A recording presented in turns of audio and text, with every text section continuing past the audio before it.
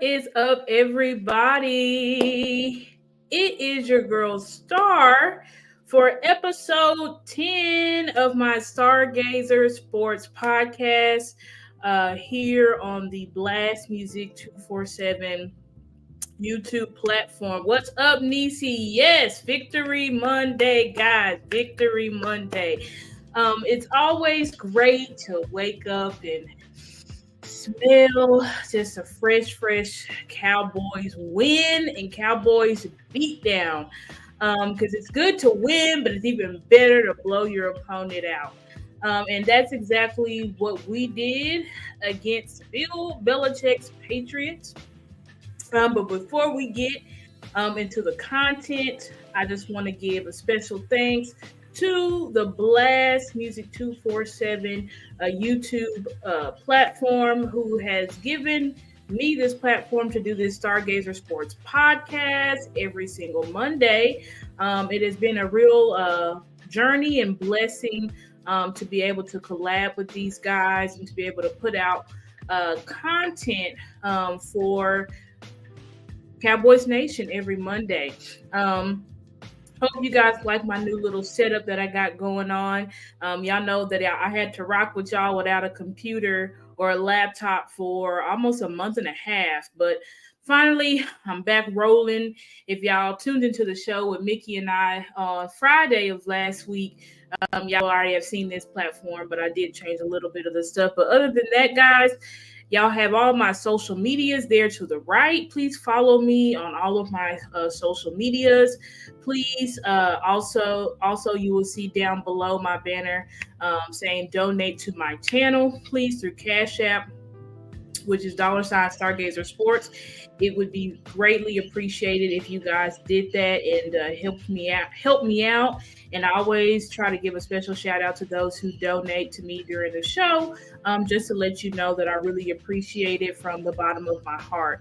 But I'm so glad to be here with you guys tonight to talk about our beatdown of Bill Belichick, Coach Hood of Patriots, guys. What a phenomenal win it was. But please, before we get into it, please share this video, guys. Please like the video. If you're tuning in, please like, and I'm going to try to keep saying that throughout the podcast because the likes just help more people be able to see and view my content, guys. I'm really working hard to put out content for you guys on Monday. What's up, Silver? I'm glad to see you in the chat. I putting out content Monday, Wednesdays, and Thursdays, guys, and it will really help me. I'm right on the cusp of reaching 100 subscribers. I think I'm at 93. So if you guys, whatever y'all can do to help Star reach 100 subscribers by the end of the week, that would be great. I only need 7 more to finally reach that 100 subscriber mark. What's up, Brian? Glad to see you in the chat tonight. Really appreciate you being in the chat tonight. So you guys, please help the Stargazer Sports YouTube channel grow, guys. I work so hard putting out content, like I said, not only on YouTube, but on all my social media platforms. And it's for you guys. It's for Cowboys Nation. So please help me grow. Please like this video, please share it, and please subscribe to my YouTube channel. That would be so greatly appreciated. But without further ado, we can go ahead and get into this content today, which is Dallas Cowboys versus the New England Patriots Victory Monday. And if you see here to the right, we have Coach Hood just looking in dismay because this was a 35-point loss for Bill Belichick, and this was the largest margin he has lost by in his 29-year career as a head coach. Yes, y'all heard that right. This was the Dallas Cowboys. The Dallas Cowboys, who just last week everybody was saying that we sucked and we're frauds and same old Cowboys, yada, yada, yada. But Dallas Cowboys make history once again. We make history by giving Bill Belichick the biggest loss of his head coaching career. We had some Eagles content creators just saying last week, they struggled against the Patriots because Bill Belichick is just this great defensive mind, which he is. But they struggled. We blew them out. That's all I'm saying. So, and not only did the Eagles struggle, but so did the Dolphins, and the Jets lost to them. So don't let anybody steal y'all's victory Monday today, because as y'all know, every single time we win a game, it doesn't matter, and every single time we lose a game, it's the end of the world and we suck. So that's how they'll always paint it, guys. But that's okay, because we Cowboys Nation, we always gonna rock for our team no matter what, right? And y'all know that Stargazer Sports is created to bring confidence and encouragement to the Cowboys Nation, so that we always are getting the real about our team and not the narratives that they like to say about our team that are often false. Okay? So let's get into it. So I'm calling this we had a complimentary beatdown. That's what I'm calling it. A complimentary beatdown. Dallas Cowboys, we bounced back. As I already said, we gave Bill Belichick the largest beatdown of his career. And also over the last 3 years, the Cowboys are now 9-1 after a loss. So I'm going to say it again. Over the last 3 years, the Cowboys are now 9-1 after a loss. And so I say, what does this mean? This means that we have one of the most, if not the most, resilient team in the NFL. We take our losses personal, and we respond often in complete dominance. And shout out to my guy, _STX Mario on Twitter. Anytime I use or refer to someone else's content, I'm gonna always put their information so that you guys can go follow them on Twitter. If you guys aren't following Mario, please go do so. And if y'all follow him, shout him out and let him know Starr used his content today. So hopefully he gets some followers. But anyway, this is Mike McCarthy's Cowboys after each of their last 5 losses. 24-6 win versus Detroit. 40-3 win versus Minnesota. These are the wins from last year. 40-34 win versus Philly, right? That was after we lost to the Jags. Then we have 31-14 win after we lost to the Washington Commanders for the last game of the year. And then now a 38-3 win versus New England. Just about, actually all of those I would consider a blowout. That's a blowout in complete dominance. So it just shows you that anytime that we face a loss, guys, this is why I was not concerned that we would lose the game at all versus the Patriots. Now, history would tell us that it was going to be a blowout, but I'm not going to ever just say we're going to just blow out Bill Belichick's defense, okay? Because he is Coach Bill Belichick, right? So this is a man that has how many Super Bowls? 7, 8 Super Bowls, right? So we're not ever going to disrespect him. And yes, he has struggled since Tom Brady left. But the year that Tom Brady left, his team still went 10-6, and he went to the playoffs with Mac Jones. The quarterback that now everybody is saying he's not a real NFL quarterback and he sucks. When Mac Jones has been doing pretty good, he just didn't do pretty good against the Cowboys. And that shows you who we are. Our win, they try to make our win yesterday more about how bad the Patriots are, how much they suck, and Bill Belichick now needs to get fired. So they're making it all about how the Patriots suck instead of recognizing that the Dallas Cowboys are just a damn good team. That's it.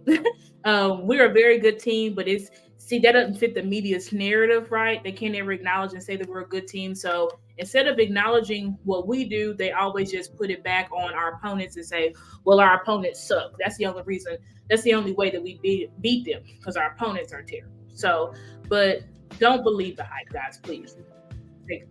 y'all got some water. Y'all drinking tonight. It's Monday night.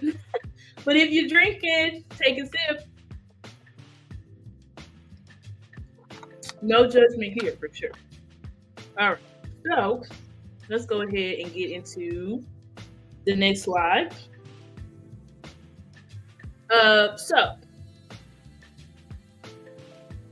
defense returns back to doomsday defense. Thank the Lord, because I don't know what happened last week. I'm attributing last week's defensive performance to just really taking it hard that we lost Trey. I did not get to see until after Monday night show what Micah had said about the loss of Trey, also Dan Quinn. And so I realized that, these are professionals, right, guys? They get paid millions of dollars to do their jobs, but also we do have to recognize that these players are human beings. And I think, the loss of Trey just affected them mentally, morale-wise, and they really wanted to win. But when you try too hard, especially in a team sport, you end up trying to do someone else's job, and then you just look terrible. And I think that's just what happened last week. I think we just kept trying like way too hard, and people were playing hero ball. People were just undisciplined, trying to chase sacks and stuff like that. So I think that's what happened. But anyway, let's here are some key notes that I have from this week. So the linebackers improved significantly, right? So I said both LVE, sorry, that's a misspelling, guys, but it's supposed to be both LVE and Clark played with great gap integrity, no hero ball, no hesitation. That was the issue last week when you revealed the all 22 film. Clark, he was playing hero ball, where he was just going all out of his gaps, going to where he thought the play was going to go, instead of staying in his gap, which was allowing cutback lanes. And then LVE, he was seeing the plays, but he was just hesitating. I mean, multiple times LVE's right there, and he's just hesitating. He's not making the play quick enough, which was allowing those guards to get their hands on him. Okay, but both of them played a lot better this week, and we're going to show some clips of those guys. V, you can show those clips for us that I had with LVE and Clark. I think both of these clips were put on X or Twitter by Patrick No-C Walker, who obviously works for Dallas Cowboys, I believe, .com, and puts out a lot of great content. Y'all follow him because he always has great content, observations of the games, and so on. And according to Pro Football Focus, Clark had the highest grade against the run for our entire defense. So, and LVE led the team in tackles, and the second was Clark. I think Clark and Donovan Wilson were tied for tackle. So they both just did a way better job. And it just showed us that when these guys do it's not their capabilities. They are capable. They're highly capable of being very good, dominant, starting NFL linebackers, but they have to. A part of that is not just physical capability, but mental capability, right? If they stay to their assignments, play discipline, right, they can do what they need to do so that we can dominate, so that we can win. But when they're when they're hesitating, second guessing, playing hero ball, that's when they get in trouble. Okay, V, do you have those clips of the linebackers? Let me see. Here we go. Okay, so we'll see here. Y'all saw there? Clark just knifes right on through. And we're playing that. Luckily, the clip is showing you Clark knifing right on through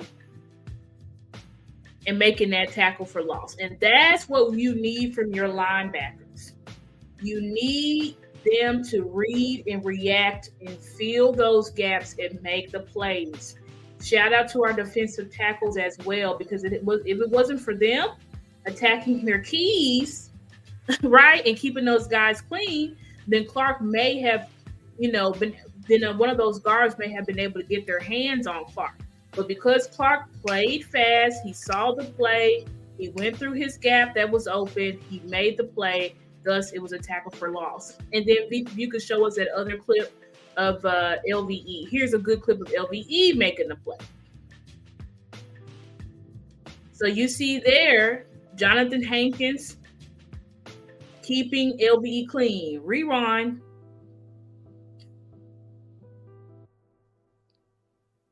This is great film. Shout out to Patrick Nosey Walker on Twitter. You guys, please go follow him. But you see that LVE, and you see that guard trying to. You see what I'm saying? See that guard? He was there. He tried to get his hands on LVE, but LVE was too quick because he saw the play. That's what we need, and that's what we're really going to need next week to completely dominate San Fran defensively like we did in the playoffs, right? Also, we forced 3 turnovers, right? Dante Fowler showed up with a big forced fumble on Mac Jones, which led to a fumble recovery by LVE and a touchdown, right? And so I was talking to my girl Mickey about how she was so nervous. She thought LVE was going to get caught and he was going to even drop the ball. But clearly LVE was locked in yesterday. And it's nothing that sneezes at all. As my guy Law says. Shout out to Law Nation. But it's nothing to sneeze at when someone recovers a ball for a touchdown. That's high IQ. That means that you're aware, right? You're staying around the ball, and then you're picking the ball in a split second and you're heading straight toward the end zone, right? So anything could have happened. LVE could have got pushed, and then get the ball. He could have accidentally dropped it or tried to grab it. Anything could have happened, but because he was so locked in, he was able to return that fumble for a touchdown. So shout out to the Wolf Hunter, right? Shout out to my young guy, Damone Clark, who really showed up and showed out yesterday. But talking about Dante, right? And Dante, when he made that forced fumble, right, Mac Jones had escaped the pocket and was coming outside the pocket. He didn't even see Dante Fowler. That was a pure effort play in forced fumble that he got on Mac Jones. I wish I had a clip of it, but I don't.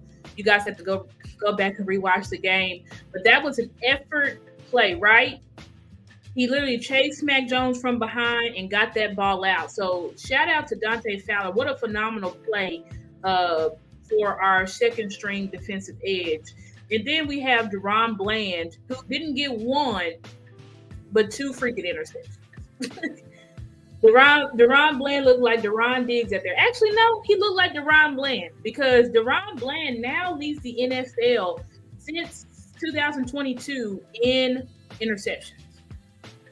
That's right. Deron Bland, not Patrick Surtain, not who else, y'all? Who y'all say? Sauce Gardner. Not who's else is good, Tre'Davious White, Asante Samuel Jr., Darius Slade. Not any of those guys. Not any of those big names, Jair Alexander. Not any of those big names, but Deron freaking Bland, our 5th round pick from last year, now leads the NFL since 2022 in interceptions. So he is just exceptional and phenomenal. And I think this is why you saw a lot of broken hearts for Trayvon Diggs for the fact that we knew he was playing like he was going to have the best year of his career, which is hard to top because, I mean, the man has just been playing phenomenal for the past 2 years, right? But we thought he was going to even play better than what we've seen him in the past, and then he ended up getting a season-ending injury. But reason why people were not in full panic mode is because we knew what Deron Bland was able to display as a rookie and only playing half of the season last year. After J. Lou went down is when Deron Bland got his chance to be in the starting lineup.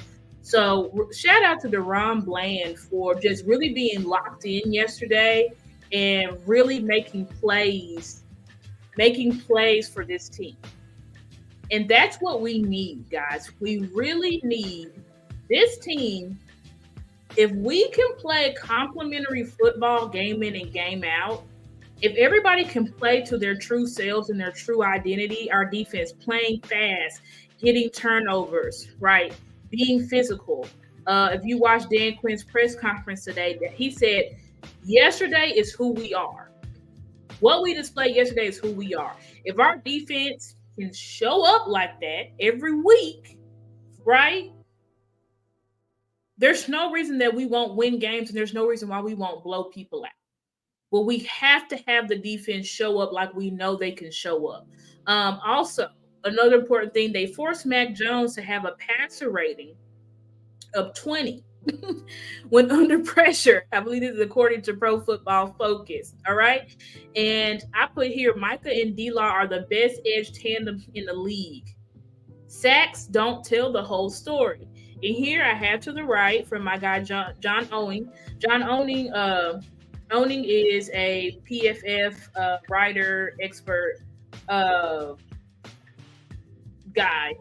So I think I've put out his content before, but I follow him. He always has great content, great stats and stuff like that. So I definitely pull from his Twitter or his X page a lot. But DeMarcus Lawrence he currently possesses the second highest season-long grade among edges, only behind Nick Bosa. And I believe, I don't have it here, but D-Law is also top 5 in pressure rate as well as a defensive edge. Whoever told y'all that because DeMarcus Lawrence don't get sacks, that he's not one of the best top NFL edges, I don't know. They smoking crack. I don't know if they can't see or they blind. DeMarcus Lawrence is first of all, he's the best edge period against the run. But I'm putting this to show that, like, it's not just him against the run. Like, his pressure rate, his pass deflections, turnover, all those things, right? DeMarcus Lawrence is at top of the league. Top of the league. And don't let anybody tell you differently just because he might, this guy has more sacks. It's so much more to a defensive edge than sacks, guys. And then let's go over here and look at here, Micah Parsons. This is per Next Gen Stats. So Micah generated 9 pressures in our victory over the Patriots yesterday, right? This is his 8th consecutive game with 5 plus pressures. This is the second longest streak in Next Gen Stats era, right? Carson leads the NFL in nearly every pass rushing metric this season, right?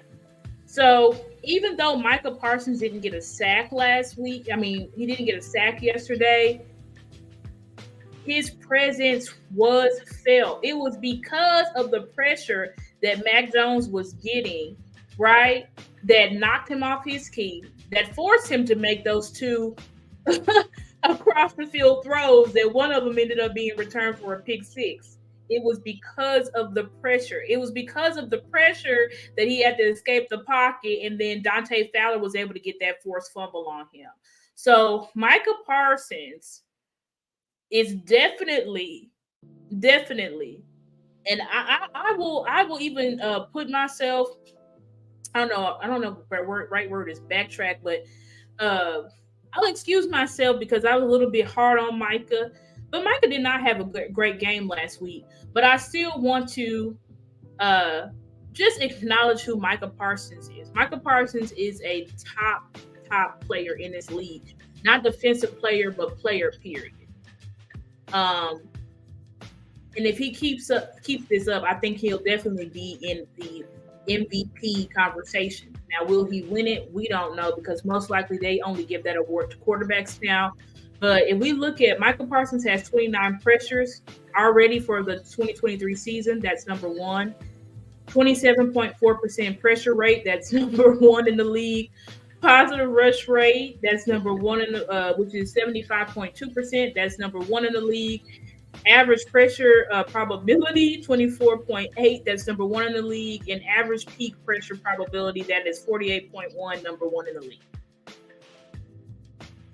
And a lot of the reasons why these other guys, y'all see them getting more sacks, is because they don't get double teamed like Micah.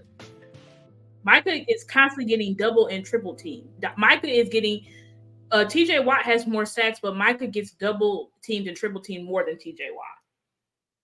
It just shows how much this kid really impacts games, and it's because of how much he's triple and double teamed that you allow guys like Dante Fowler, Dorrance Armstrong, our defensive tackle Oso Digizua, who else?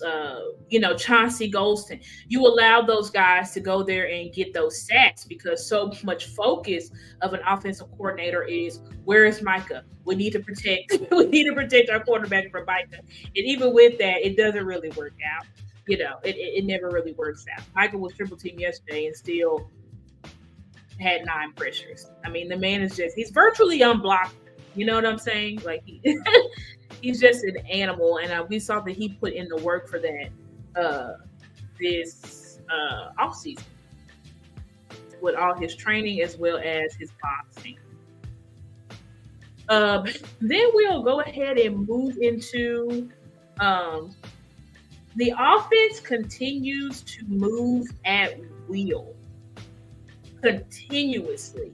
And I wanted to I put that, guys, because I think some people have gotten confused because of our lack of red zone efficiency. That we have some people saying, Kellen Moore's offense was better. And I'm here to tell y'all that that's a lie.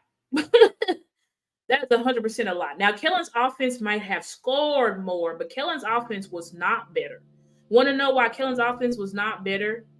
Because Kellen's offense was his high-scoring, high-flying offense, right? That constantly put our defense back on the field. The way Mike McCarthy plays, we are number one in plays ran. We're number one in moving the ball up and down the field in the league, just so y'all know. Number one. And we're number one on first down as well, if y'all don't know that. How many times do we see Kellen Moore get 3 and outs? How many times?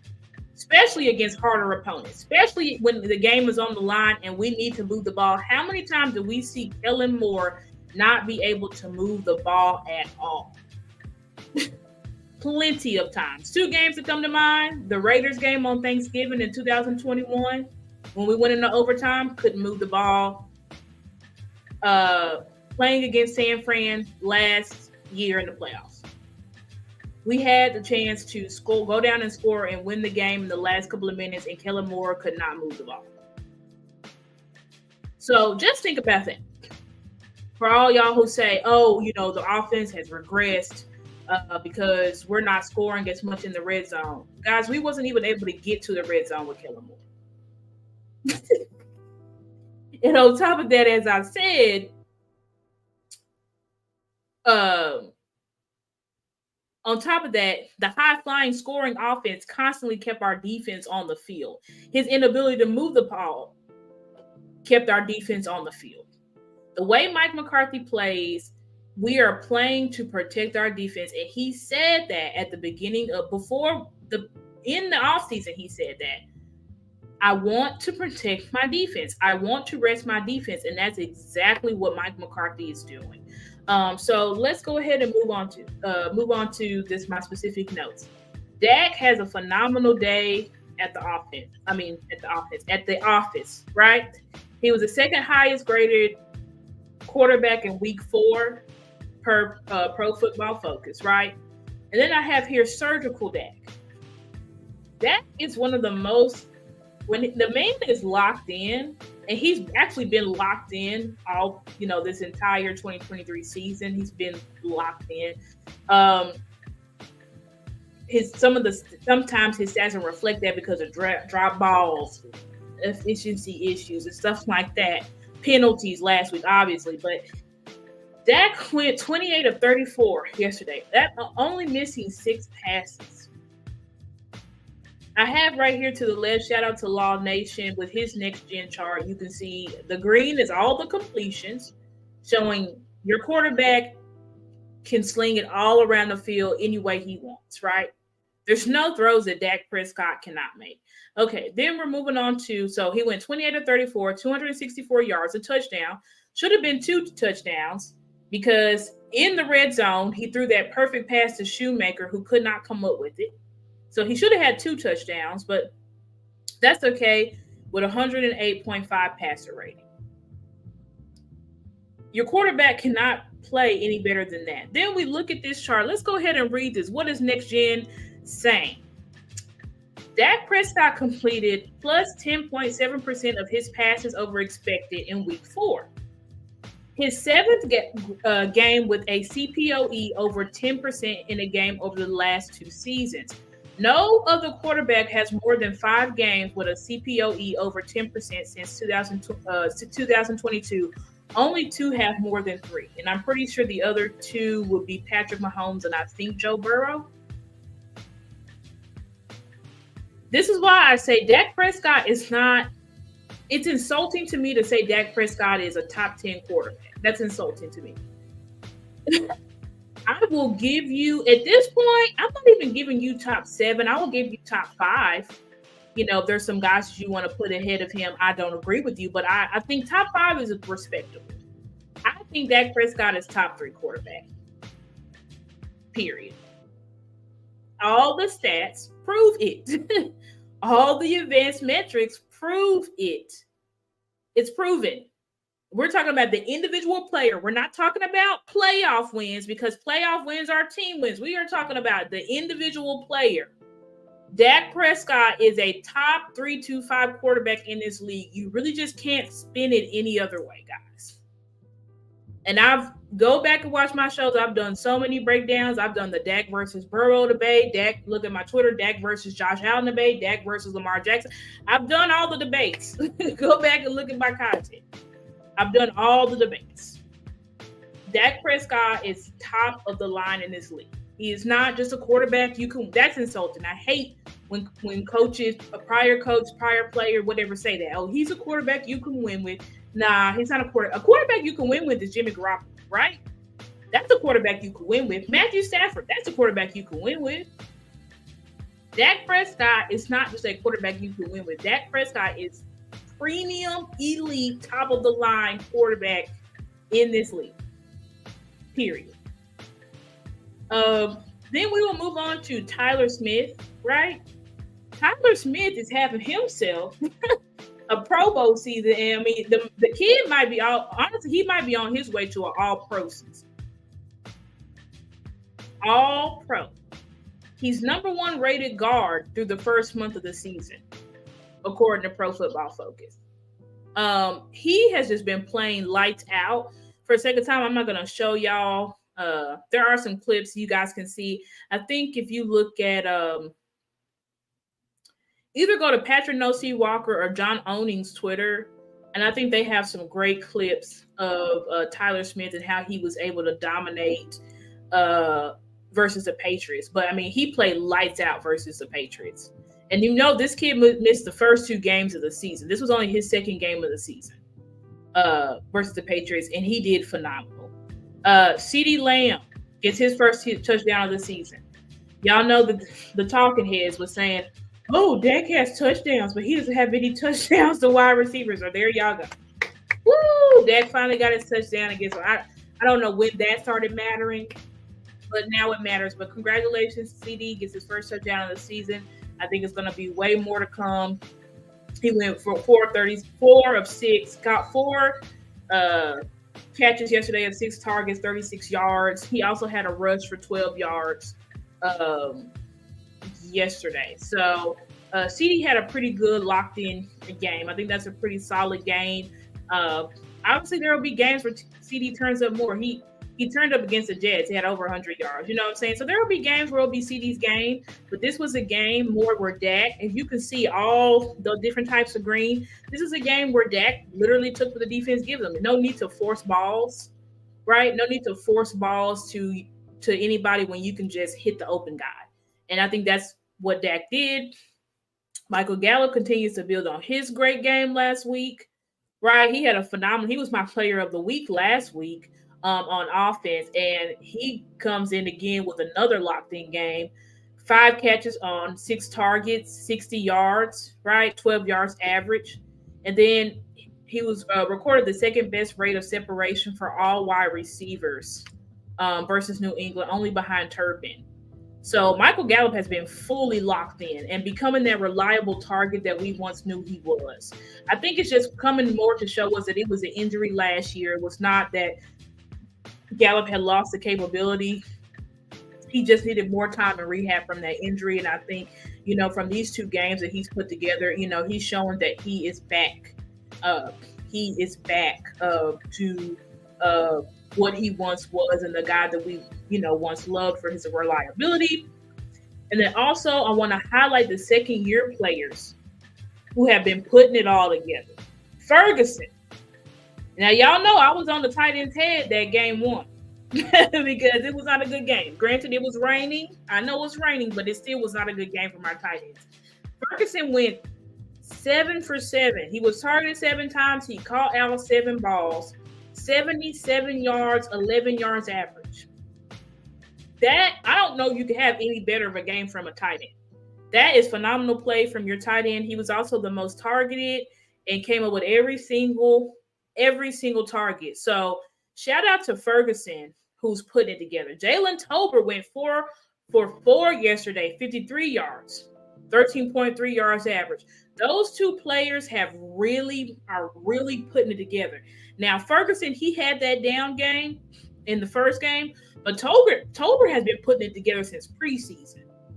And I really hope Mike, hope we can see a little bit more 4 wide receiver sets.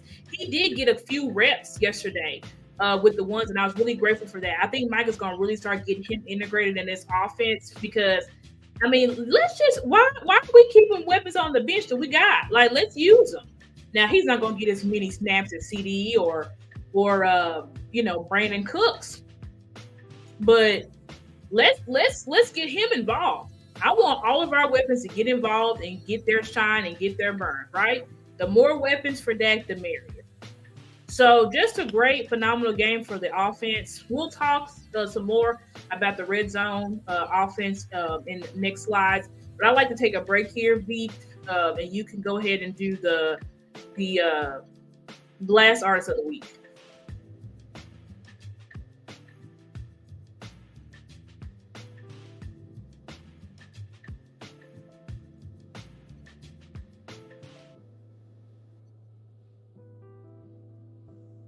Veep, we can't hear you. I don't know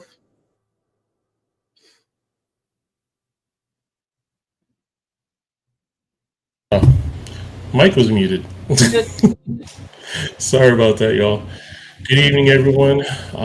Tonight's Last Artist is sponsored by the Lee Law Firm. If you are in the Dallas-Fort Worth area and you need some legal assistance, you can contact the Lee Law Firm. You can find them on Facebook, as well as there'll be a video after the video we're playing. This artist is Yamasani, and this is called Gratitude.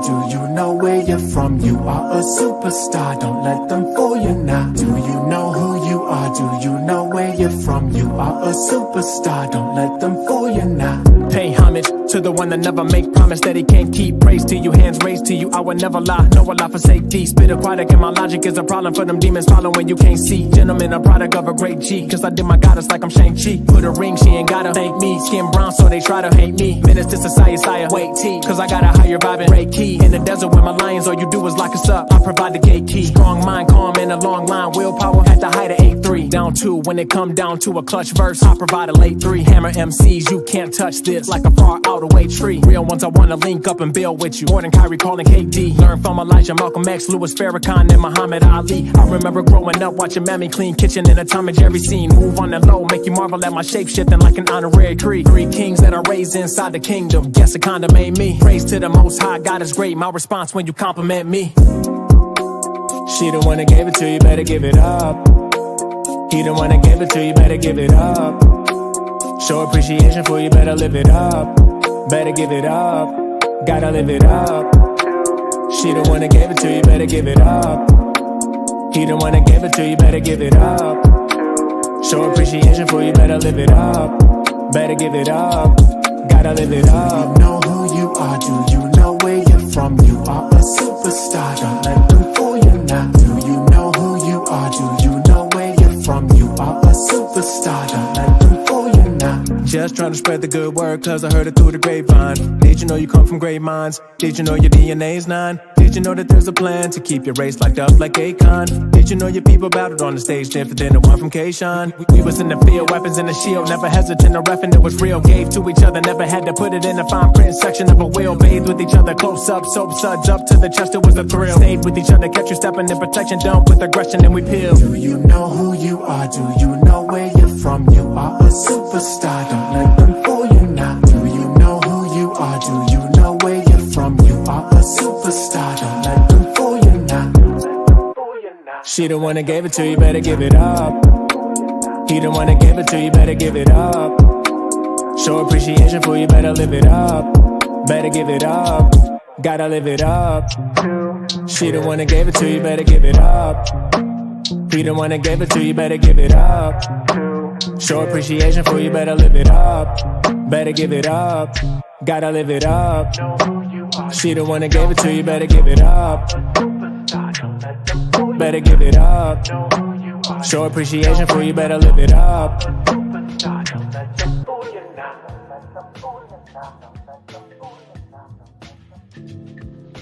The Lee Law Firm. The Lee Law Firm. It is a law firm for those in the Dallas-Fort Worth area seeking a holistic approach to solving their legal matters. Just some of the legal services the firm provides. It's divorces, custody suits, child support, and adoptive child services, criminal defense, DUI defense, wills, trust, power of attorneys, and many, many more. You can contact the Lee Law Firm. The Lee Law Firm. And make sure that you say the word blast when you speak to the Lee Law Firm representatives and receive 10% discount on your initial retainer to hire the firm. Yes, and that artist once again was Yamasani with Gratitude. And if you are an independent artist or a spoken word poet or even an up-and-coming comedian looking for some exposure, you can go to blastmusic247.com and register for free. But Blast is also looking for the fans that love music. So go ahead and go to blastmusic247.com, register as a fan for free, and have access to hundreds of music. Blast, changing the industry one artist at a time. Back to you, Star. Thank you, Veek. Okay, guys. So we will go ahead. Let's get into the last part here of the show. Okay, so y'all know I will do my offensive player of the game or offensive unit of the game. I don't know. That's another typo. It's supposed to be OG, but whatever. Okay, so my offensive player of the game is Dak Prescott. Y'all see him there doing his let's go that he does, when he scores and then kisses up to his mom. So Dak Prescott, I just went on a rant about how he was surgical Dak yesterday. Just played phenomenal. Played out of his mind. Really proud of what he was able to do, right? Complete bounce back game statistically compared to, the game versus the Cards, which game versus the Cards was also a good game for Dak. He was definitely locked in, but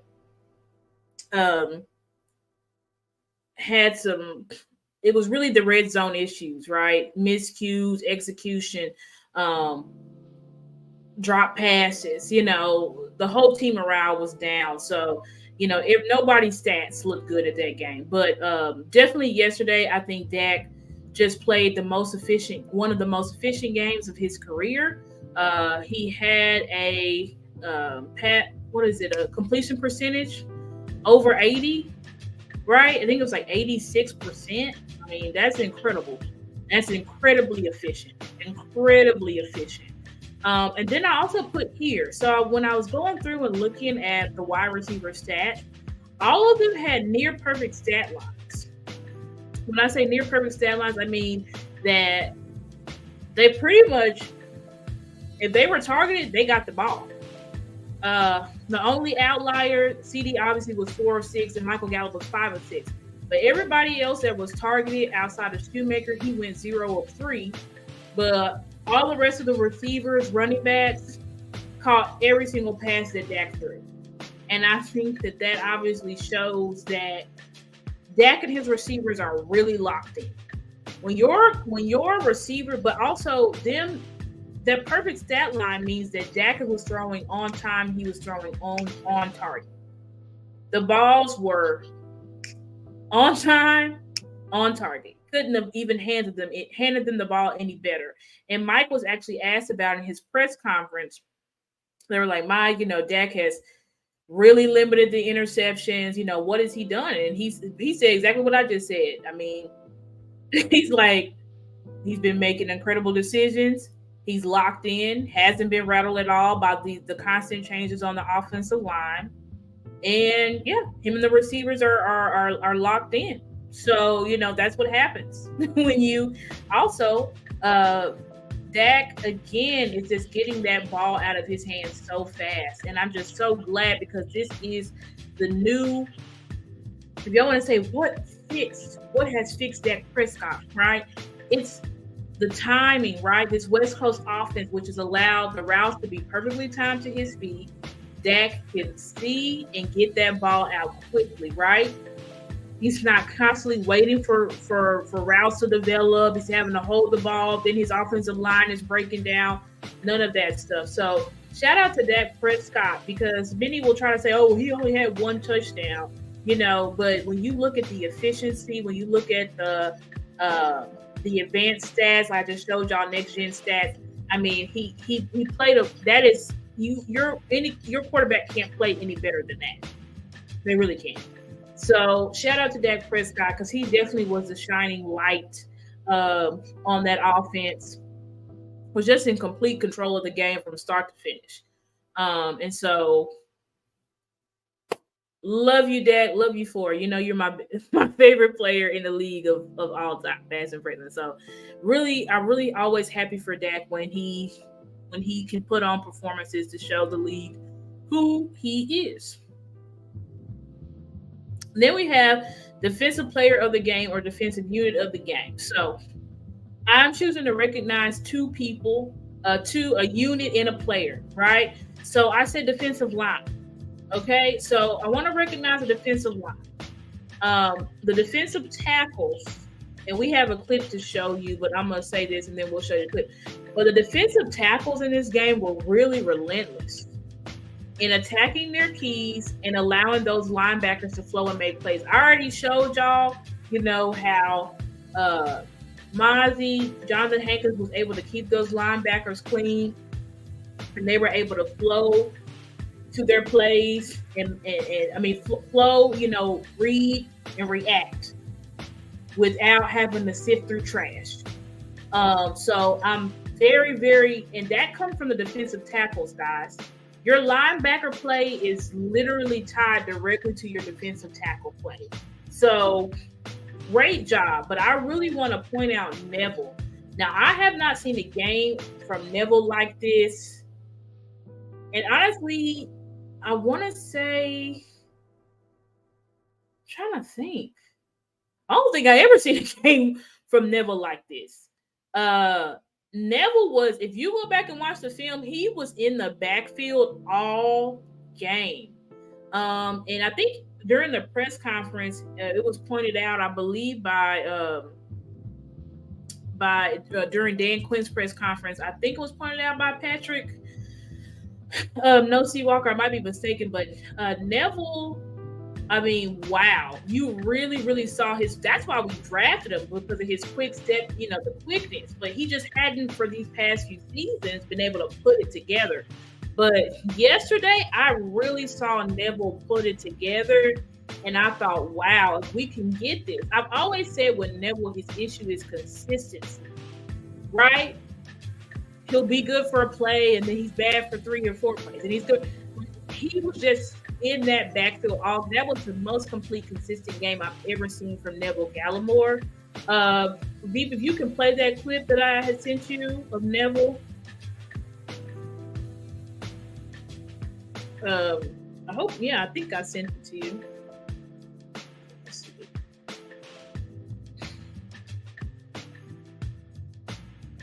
Should be there.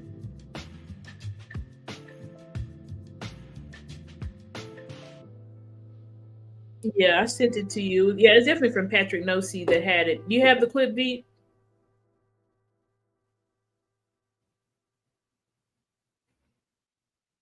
Okay, I'm gonna just keep rolling. I don't know if Veep can hear me or not, but let me see. Okay, let me just keep rolling. I don't know what's going on with the clip. Anyway, so also edges played phenomenal, disciplined. They were not sack chasing, but they because of their discipline, they were allowing secondary to make plays, right? And really knocked Mac Jones off of his key all game. I had said earlier in the show, Mac Jones' passer rating when he was pressured was 20%. So they were really knocking Mac Jones' timing completely off. And because he was doing things like that, then that, like I said, resulted in the secondary being able to make plays. I.e. going to our defensive player of the game, Deron Bland. I say 2 interceptions, 1 was a pick 6. What else is there to say? There's not much else to freaking say. Just a phenomenal game from him. Dan Quinn spoke about him in the press conference as well, saying, Al Harris, Dan Quinn talked about him and Mike McCarthy. Mike McCarthy said he remembered during the draft, he was asking Will McClay, like, why is he dropping like this? Because he actually did a 30 visit with us, and they were very high on Bland. So Deron Bland definitely, we got him in the 5th round, but I think they had him graded like a 4th or a 3rd round pick, right? And so for him to his ball skills, and then Dan Quinn talked about his ball skills, like it's just those instincts, you just really cannot coach that. It's either you got the hands or you don't. If you that pick 6 that he had, I mean, that is wide receiver catching that he did. I mean, just it just blew my mind just to see just the amount of focus, right, and control. Because many DBs, they drop that. They can't catch that. So shout out to Deron Bland for really being locked in. And Dan Quinn was talking about how Deron, he saw him make that play and he made it. He had the mental smarts to say, if he tries that again, I'm going to get him. And that's exactly what he did. He tried that again, and Deron Bland made sure he was in a perfect position. When I say try that again, that Mac Jones throwing across the field, that is a big quarterback no-no. You do not do that. He got away with it once, and Deron Bland made sure to make him pay for it. So shout out to Deron Bland for that performance. Shout out to the defensive line for that performance. Just phenomenal from those guys. 10 out of 10 performance from the defensive line and from Bland. Okay, let's see here. Okay, this is my last slide, guys. And then we're going to be out of here. So, things we want to improve on versus San Fran, which is the biggest game of the year. This is Sunday night, prime time. All eyes will be on us. This is the biggest game of the year, guys. This is the biggest game on our schedule. We are really going to test out what this team is. We are really going to see what this team is versus San Fran. Somebody put out, this game is going to determine who's number 1 in the NFC. Is it San Fran or is it the Dallas Cowboys? I mean, I don't know how much emphasize it enough about how big this game is. So things that we want to improve on, right? Red zone efficiency, that's been one. It's been one for the past 2 weeks. We still need to improve on it. This week, the plays were there, right? But we still went 1-4 in the red zone. We thought that touchdown to CD was in the red zone, but it was just outside of the red zone. So we had too many free rushers on Dak in the red zone. We're like right there inside the 5, and someone just comes free and is blowing Dak's head off. He's under instant pressure. We cannot have that. I don't know if that's missed assignments or Mike McCarthy just not scheming and making sure right protection, or Dak not sliding the line. I don't know what it is, but we have to fix that. Like, Dak can make plays, but you can't have free rushers coming straight for his head. We can't have in the red zone. We cannot have that, right? We also had mixed assignments in the pass protection for sure, and then mental blunders. For instance, the thing with Tony Pollard, Dak thought he was going to hand it off to the left. Tony Pollard thought he was doing it to the right, and then it was a busted play. We had to kick a field. So we cannot have that. Gotta be locked in. The plays were there. It was just miss things. We need the offense to put it all together in this red zone. At this point, I think the offense is just overthinking it. I think the players are overthinking it, right? And then it's resulting in the breakdowns. Now, highlight: Hunter Lipke broke the curse just as I said he would. I put it out on TikTok this week and all my social medias that Hunter Lipke was the key to the red zone. I was the first one to say it 2 to 3 weeks ago. I know there's bigger content creators than me that started saying it after our last week loss versus Arizona, but I was saying it way before then. And Hunter Lipke actually broke the freaking curse, got his first touchdown of his NFL career. So hopefully Mike was able to see what he was able to do down there and continue to use him down there, because I think he really is the key. The reason why Kellen Moore has such a high success rate in the red zone was because of Ezekiel Elliott.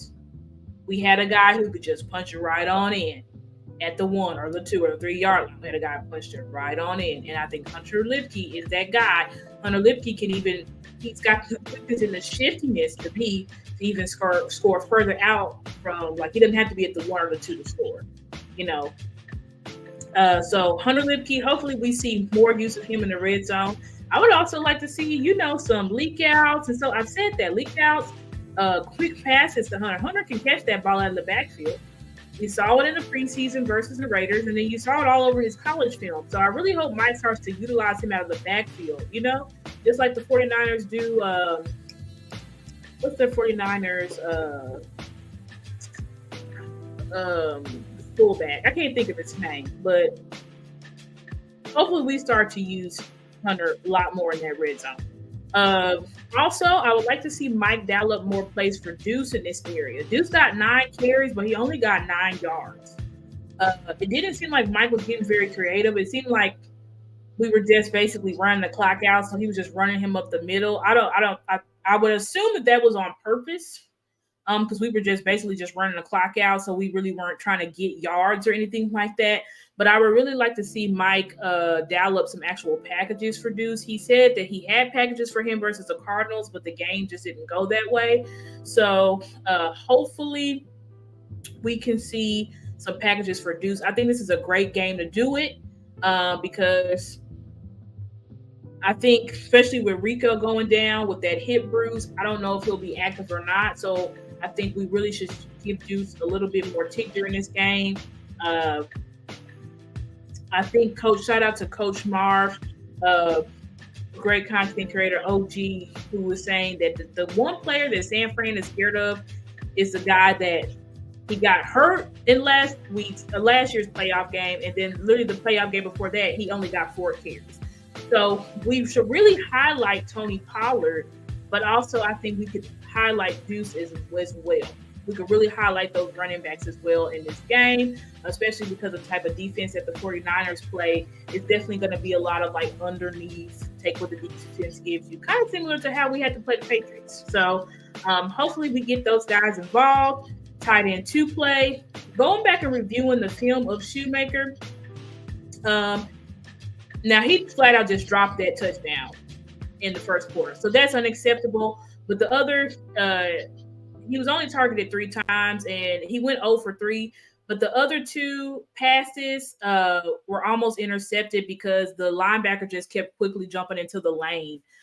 So I don't really put that on Shoe. He was in the right position. I mean, you can't help if a linebacker just jumps out of nowhere and just like bats the pass down or almost interception. So he didn't have that bad of a game. So honestly, I think, we just need, maybe we can draw up some crossers and stuff for him. Shoe had a very high, he ran the crosser like almost more than any tight end in the league was when he was in college.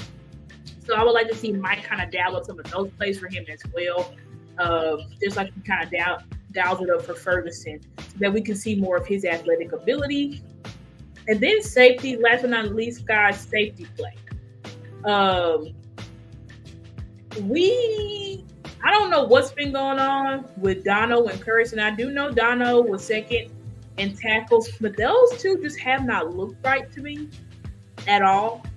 They're just not really looking like themselves. Curtis is not really seeming like the tight end whisperer anymore. Always catching yards on them.